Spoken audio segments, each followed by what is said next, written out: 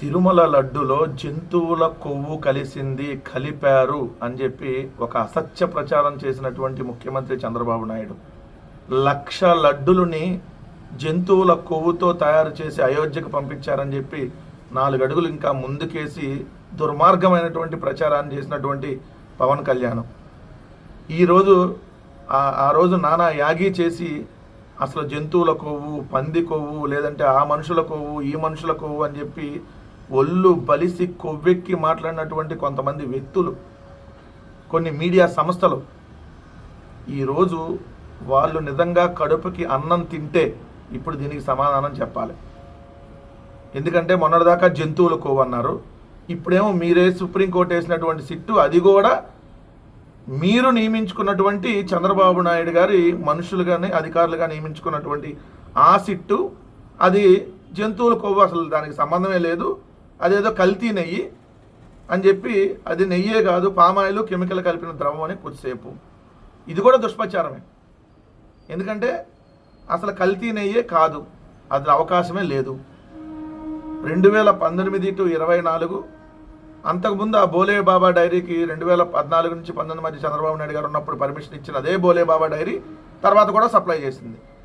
మరి బోలే బాబా డైరీ మొన్న కల్తీకి పాల్పడితే అప్పుడు చంద్రబాబు నాయుడు గారు ఉన్నప్పుడు కూడా కల్తీకి పాల్పడే ఉండాలి.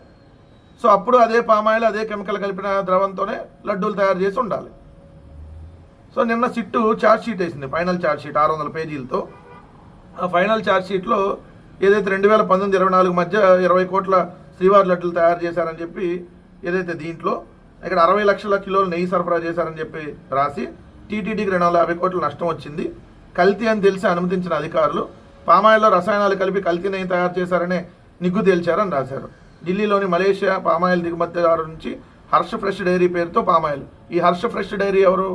బోలే బాబా పేరు మార్చితే హర్ష ఫ్రెష్ డైరీ. బోలే బాబా అన్న హర్ష ఫ్రెష్ డైరీ అన్న ఒకటే.